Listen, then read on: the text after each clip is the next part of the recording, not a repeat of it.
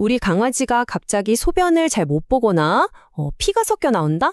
이럴 때 보호자님들 머릿속에 딱 떠오르는 게 있죠. 바로 방광염입니다. 근데요, 때로는 이 흔한 증상이 훨씬 더 심각한 문제의 신호탄일 수 있어요. 오늘은 바로 그 이야기, 강아지 방광암, 특히 이행상피 세포 암종, TCC에 대해 아주 깊이 파고들어 보려고 합니다. 이 말 정말 많은 보호자님들이 동물병원에서 절망적으로 하시는 말씀이에요.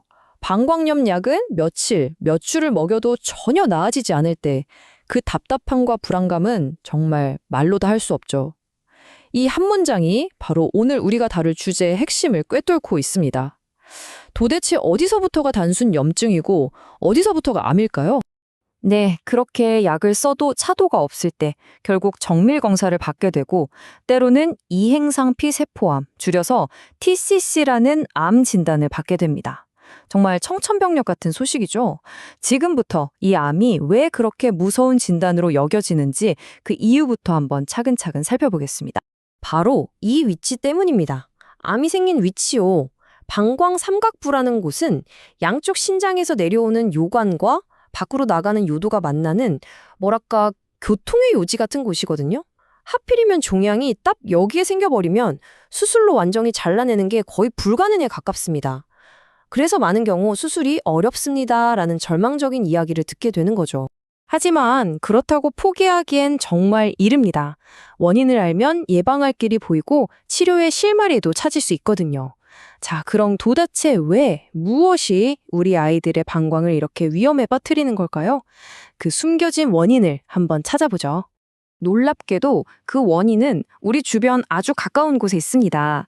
예를 들면 잔디밭에 뿌려진 제초제 같은 화학 물질들, 이런 게 산책할 때 발바닥을 통해 흡수되고 결국 소변으로 배출되면서 방광벽을 계속 자극하는 거예요. 또 비만. 비만은 몸 전체를 산소가 부족한 상태로 만들어서 암세포가 자라기 딱 좋은 환경을 만들어주고요. 그리고 자꾸 재발하는 만성 방광염. 이 염증 자체가 계속 세포를 괴롭히다 암으로 변하게 만들 수도 있습니다. 좀 더 근본적인 원인을 알려면 방광의 구조를 살짝 들여다봐야 해요. 우리 강아지 방광 안쪽에는요, 글리코사미노 글리칸이라고 부르는 줄여서 GAG층이라는 아주 중요한 보호막이 있어요.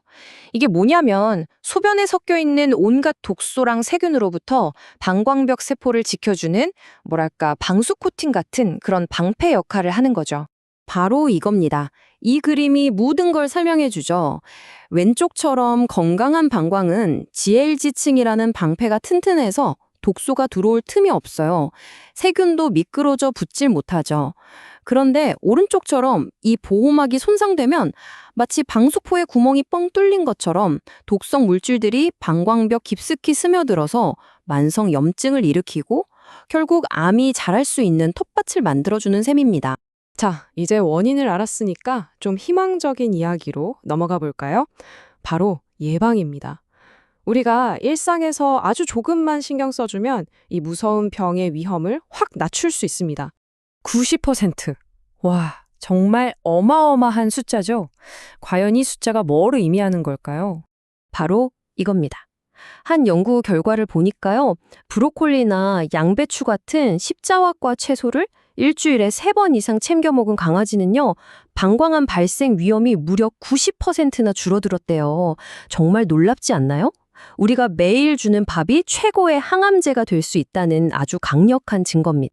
그럼 정리해 볼게요. 정말 쉬운 3가지 습관. 첫째, 식단에 브로콜리나 양배추 같은 채소를 살짝 데쳐서 추가해 주세요. 둘째, 제초제가 뿌려졌을지 모르는 잔디밭 산책 후에는 발바닥이랑 배를 꼭 깨끗이 닦아주시고요. 그리고 셋째, 물을 많이 마시게 해서 독성 물질이 방광에 오래 머물지 않고 쭉쭉 빠져나가게 하는 겁니다. 어때요? 정말 간단하죠? 하지만 만약 이미 TCC 진단을 받았다면 어떻게 해야 할까요? 수술이 어렵다고 해서 모든 희망이 끝나는 건 절대 아닙니다. 이제부터는 암의 특징을 거꾸로 이용하는 아주 혁신적인 치료 전략에 대해 알아보겠습니다. 이 새로운 치료의 핵심 키워드는 바로 역이용입니다. 아픈 주사를 맞는 게 아니라 집에서 편하게 먹이는 약을 통해서요, 방광이라는 환경 자체를 암세포를 공격하는 똑똑한 무기로 바꿔버리는 접근법이에요. 정말 영리하죠. 이 문장이 이 치료 전략을 완벽하게 요약해 줍니다. 그냥 암세포를 냅다 공격해서 죽이는 게 아니라 마치 포위 작전처럼 5개의 서로 다른 경로를 동시에 딱 차단해서 말 그대로 가둬놓고 서서히 굶겨 죽이는 전략이라는 거죠. 정말 흥미롭지 않나요? 자, 그럼 암을 포위해서 고사시킨다는 그 5가지 열쇠, 그게 과연 뭘까요? 지금부터 그 놀라운 과학적 원리를 하나씩 아주 쉽게 파헤쳐 보겠습니다. 첫 번째 열쇠가 이 치료법의 진짜 하이라이트인데요. 먹는 약 성분은 대부분 소변으로 빠져나가잖아요. 이게 무슨 말이냐면 약이 온몸을 돌 때는 농도가 낮아서 부작용이 적지만 방광에 소변이 모이는 순간 엄청난 고농축 상태가 되는 거죠. 이 고농축 약물이 담긴 소변이 종양을 24시간 내내 직접 감싸면서 에너지 공급을 끊어버리는 겁니다. 정말 기가 막힌 방법이죠. 자, 암을 공격했으면 이제 암이 반격하지 못하게 막아야죠. 두 번째 열쇠는 암세포의 방어막을 해제하는 겁니다. 암세포는요, 염증 신호를 이용해서 나 아직 안 죽었어, 버틸 거야 하고 저항하거든요.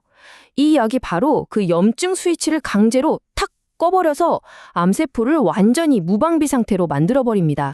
세 번째 열쇠는 암이 더 깊이 뿌리 내리는 걸 막는 침투 방지입니다. 방광암이 무서운 게 방광벽 근육층까지 파고들기 때문이거든요.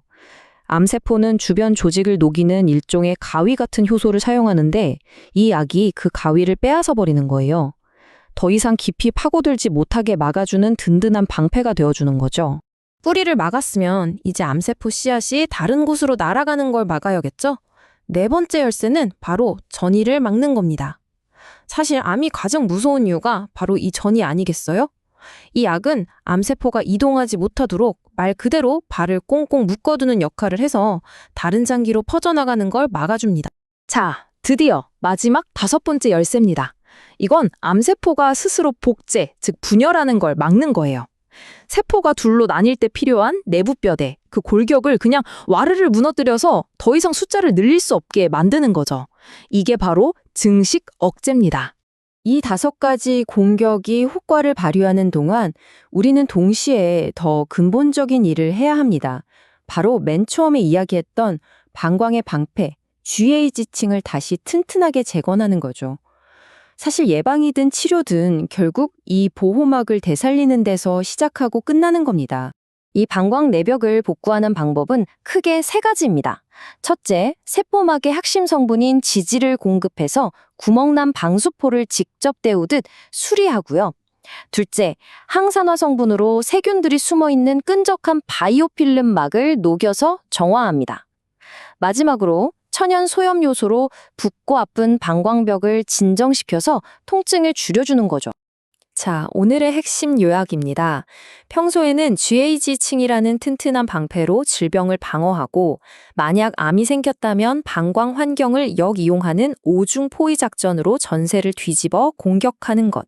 최선의 방어인 예방법부터 최후의 공격인 치료법까지 우리에게는 분명히 희망이 있습니다. 오늘 내용 잘 들으셨나요? 마지막으로 이 질문을 한번 스스로에게 던져보셨으면 좋겠습니다. 우리 아이의 방광? 지금 정말 안전한 상태일까요? 여러분의 작은 관심과 실천 하나하나가 우리 아이의 평생 비뇨기 건강을 지킬 수 있습니다.